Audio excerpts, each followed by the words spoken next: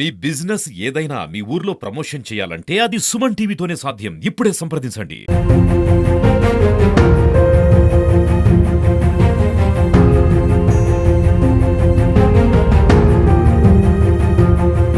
Welcome to Suman TV.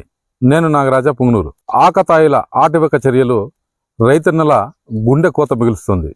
ఎందుకంటే పుంగనూరు నియోజకవర్గంలో వేసవి ప్రారంభం నుంచి ఇప్పటి వరకు తోటలు, ఆకతాయిలు, మందుబాబులు ఈ యొక్క తోటల దగ్గర వచ్చి త్రాగి తర్వాత వాళ్ళు వేసే బీడీ ముక్కల వల్ల ఈ విధమైనటువంటి చర్యలు కొనసాగుతున్నాయి.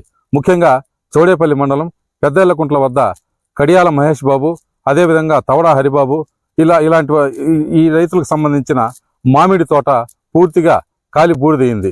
ఎందుకంటే పక్కనే గుట్ట ఉండడం, ఆ పక్కనే ఆకతాయిలు మందు సేవించి అక్కడే బీడి ముక్కలు వేయడం, తర్వాత ఇక్కడ మామిడి తోట దాదాపు 15 ఎకరాలలో 10 ఎకరాల వరకు కాలిపోయి దాదాపు 6 లక్షల వరకు నష్టం వాటిల్లింది.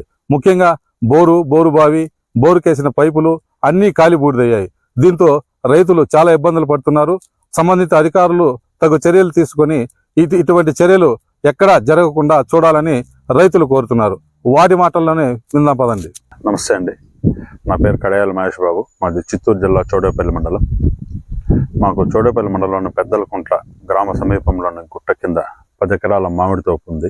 2 రోజుల క్రితం మా మామిడి తోటకు ఆనుకొని ఉన్న గుట్టలో కొంతమంది ఆకతాయిలు గుట్ట పక్కలో చెడుగుట్టపల్లి రోడ్డు వైపు దారి వైపు మద్యం సేవించి వాళ్ళ ఆకతాయి చేష్టల వల్ల నిప్పు రాజుకోవడంతో కాలుకుంటా వచ్చి గుట్టకు నిప్పంటుకొని గుట్ట కిందనే ఉన్న మా మామిడి తోట దాదాపు 5 ఎకరాల్లో మామిడి చెట్లు అగ్గికి ఆహుతవడం జరిగింది. దీనివల్ల పంట పూర్తిగా ప్రతి చెట్టులోనూ ఈ దఫా బాగా పంట వచ్చింది. కాయలతో సహా చెట్లు మొత్తం ఎండిపోయినాయి. ఫైర్ ఇంజన్కు సమాచారం అందించడంతో హుటాహుటన ఫైర్ సిబ్బంది వచ్చి మిగిలిన చెట్లు తోట దగ్ధం అవ్వకుండా కాపాడారు. వారికి కృతజ్ఞతలు కూడా తెలియజేసినాను.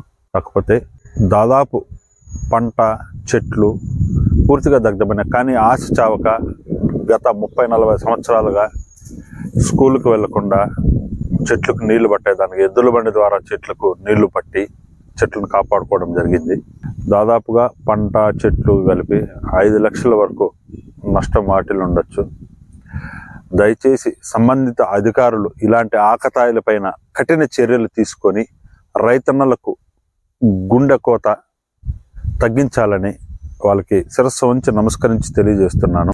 మాకు ఈ గుట్టలో దాదాపు 100-200 నెమిళ్ళు దాకా ఉంటాయి. ఎప్పుడు తోటలో గడ్డి ఏమన్నా గింజలు మేస్తూ ఉంటాయి. వాటికి నీళ్ళు కూడా తొట్టెలు పెట్టించాము.